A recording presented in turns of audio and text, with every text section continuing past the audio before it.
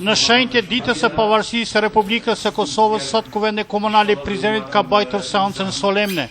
Vetëm pak para se të fillonte seanca solemne, kryetari i komunës së Prizrenit, Ramadan Muja dhe kryesuesi Kujtim Gashi, bashkë me stafin e tij, kanë pritur kryetarin e bashkisë së vëllazëruar të Bekozit nga Turqia, Yücel Çelik Bilek, i cili pas një prurimi dhe këmbimi të informacioneve për angazhimet e komunave të Prizrenit dhe të Bekozit, me këtë rast është nënshkruar në librin e komunës.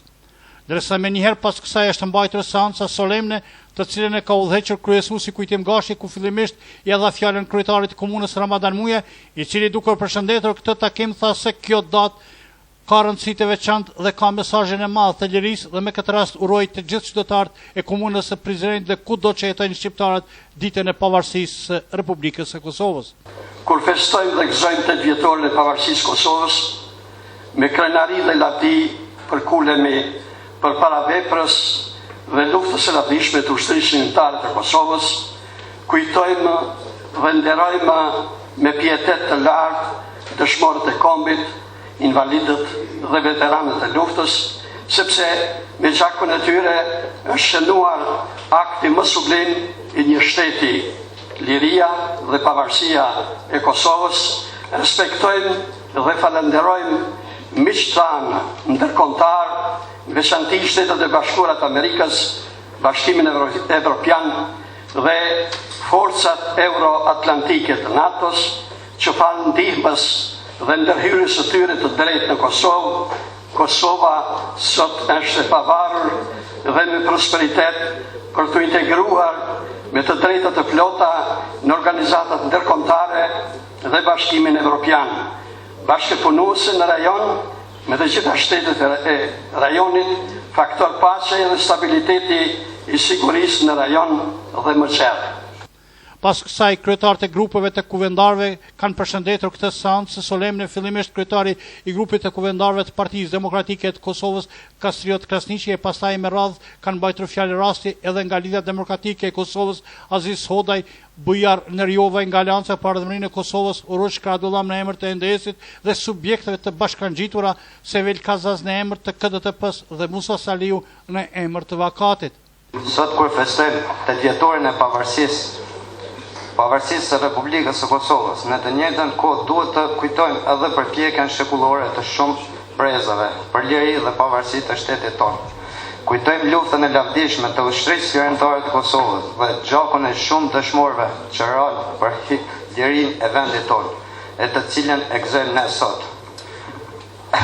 Të nderuar të pranishëm, më lejoni që në emër të grupit parlamentar të Partisë Demokratike të Kosovës dhe në emrin tim personal, ftojmë gjithë qytetarët e komunës së Prizrenit dhe më gjerë që të festojnë dinjitetshëm këtë ditë të madhe dhe të veçantë. Janë gjenerata të tëra, janë i numër i madh i patriotëve, i heronjeve, i dëshmorëve që dhanë gjën më të çmuar për pavarësinë e Kosovës. Sigurisht që nuk mund të lëm pa përmendur emrat e historisë moderne të Kosovës. Arkitektin e pavarësisë së Kosovës, presidentin historik Ibrahim Rugova. Pa dyshim, i bashkangjitët komandanti legjendar i ushtrisë shënimtare të Kosovës që i priu luftës për çlirimin definitiv të Kosovës. Në këtë ditë të rëndësishme të shënimit tonë, të historisë tonë të re dhe do ta pyesim vetë.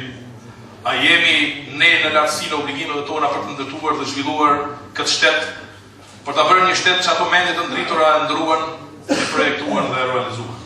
Ishim populli më i lumtur atë botë. Kosova po ngritej mbi gjakun e derdhur për liri nga shumë breza. U sakrifikua shumë për të ardhur deri te kjo ditë e bekuar. Ne sot jemi krenar për të kaluarën tonë, asa dhe duhet të jemi të përgjegjshëm e të ndërgjegjshëm për veprimet tona. Nuk guxojmë ta ndryshojmë kahjen e zhvillimit të shtetit të Kosovës si shtet sovran e i pavarur. Kosova është e të gjithëve që jetojnë këtu dhe të gjithë duhet ta duan dhe duhet bërë përpjekje për ta forcuar si shtet. Nuk mendoj se jemi duke bërë më të mirën për të. Amanetin e gjeneratave duhet ta përjetësojmë me çdo kusht. Ndryshe na dënon historia, thoshte plaku i vjetër i Vlorës. Kjo ishte seanca solemne ku prezantuan edhe përfaqësues të shoqatave të dala nga lufta, kryeprokurori Syl Hoxha, drejtori i policisë Lumni Graishta, nga FSK-ja Sedi Krasniqi, përfaqësues të shumtë, ishte edhe kryetari i Bashkisë Islame Lutfi Ballak dhe shumë përfaqësues të mediave e po kështu nga shoqëria civile dhe qytetarët komunës së Prizrenit.